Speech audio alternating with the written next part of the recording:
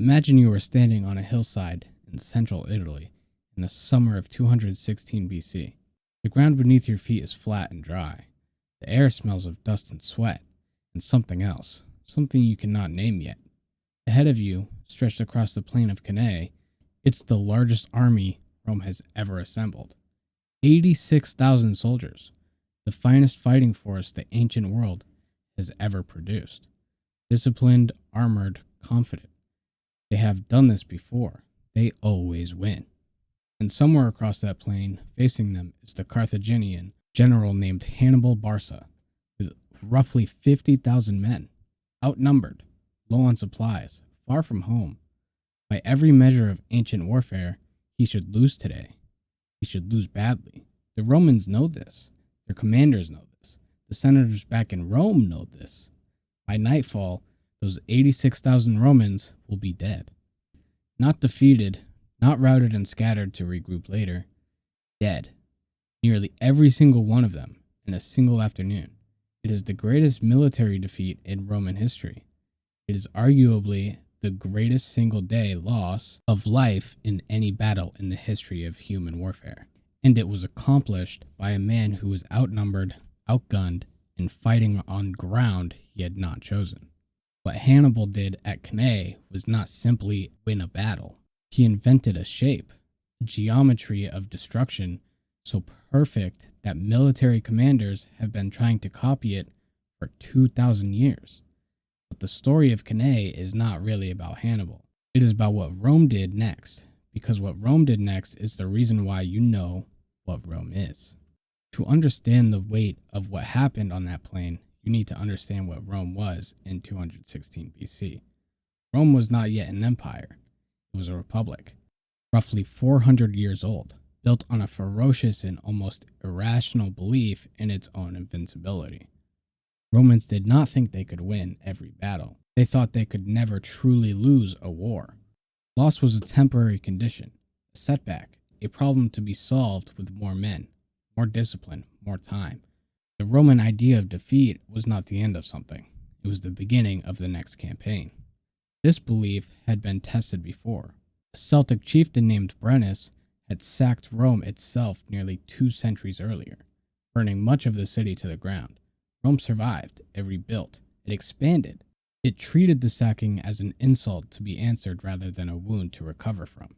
That was the Roman psychology, not resilience as a feeling, resilience as a structural feature of how they understood the world. Then Hannibal came. He had crossed the Alps with war elephants in winter. He had already defeated Roman armies twice before reaching Cannae. At the Trebia River, he had drawn Roman forces into a freezing ambush at dawn and destroyed it. At Lake Trasimene, he had hidden his entire army in fog along a hillside and ambushed a Roman column on the march, killing 15,000 men in less than 3 hours. The Romans were rattled, but they were not broken. For Cannae, Rome assembled everything it had. The consuls Lucius Aemilius Paulus and Gaius Terentius Varro commanded between them the largest consular army in Roman history. The plan was simple: overwhelm Hannibal with sheer numbers and a frontal assault. Push forward, push hard, and let Roman discipline grind the Carthaginians into the dust. Hannibal knew they would do exactly this, and he had designed a trap around it. He placed his weakest troops, Gallic and Spanish infantry, at the center of his line. He curved this center forward toward the Romans, like the belly of a crescent moon. His strongest troops, his African veterans, he placed on the far ends of the line, angled inward. His cavalry he placed on the flanks. The battle began. The Roman infantry did exactly what Roman infantry always did. They pushed forward, hard, into the center of Hannibal's line. And the center gave way, slowly at first, then more quickly.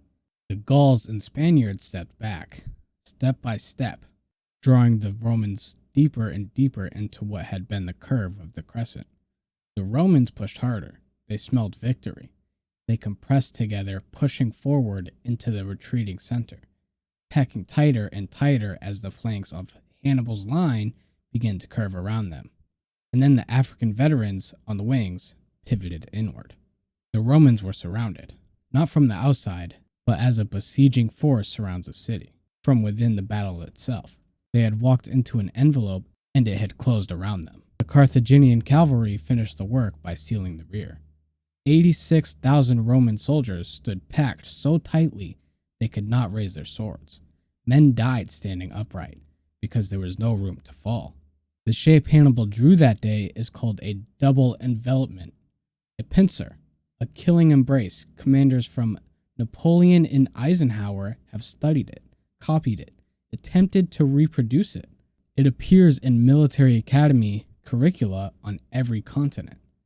It is perhaps the most studied single tactical moment in the history of organized warfare. But Rome did not study it that day.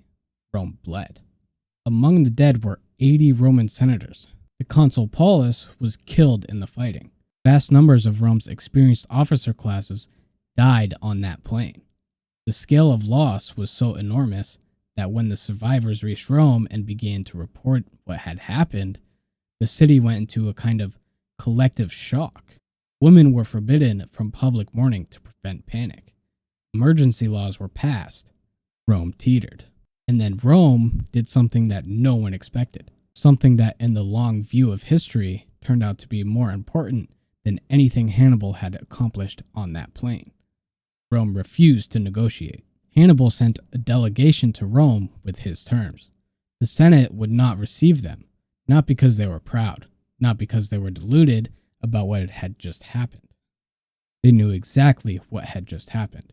80,000 of their men were dead. Their armies were gone. Their Italian allies were beginning to defect.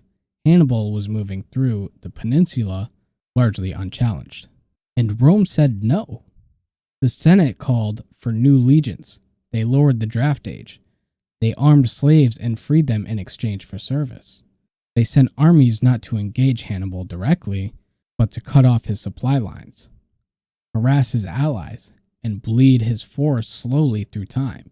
They understood something that pure tactical genius could not answer. Hannibal could win every battle. If he could not end the war, winning the battles meant nothing. This strategy, grinding and patient, was infuriating to Hannibal. It was guided by a Roman general named Quintus Fabius Maximus, who had been appointed dictator after Trasimene. He refused pitched battle. He harassed, he delayed, he starved. His countrymen called him the delayer as an insult. History would call it wisdom. Year after year, Hannibal marched through Italy, winning engagements, gathering allies, and finding that nothing he won could break Rome's will to continue. His brother Hasdrubal tried to bring reinforcements from Spain and was intercepted and killed before reaching him. Hannibal learned of it when his brother's severed head was thrown into his camp. Eventually, Rome carried the war to Carthage itself.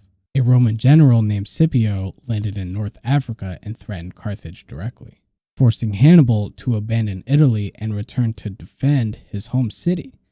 At the Battle of Zama in 202 BC, Scipio defeated Hannibal in the field, turning Hannibal's own double envelopment tactic back on him.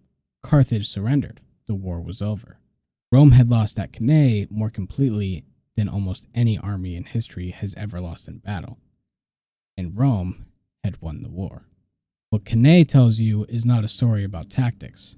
Though the tactics were extraordinary, it is a story about the difference between a battle and a war, between a moment and a will, between the ability to destroy and the ability to endure. Hannibal was perhaps the greatest battlefield commander who had ever lived. He crossed mountains. He innovated tactics that are still taught.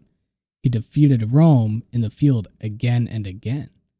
And he lost. Because Rome had built something underneath its armies that armies alone could not destroy. A refusal.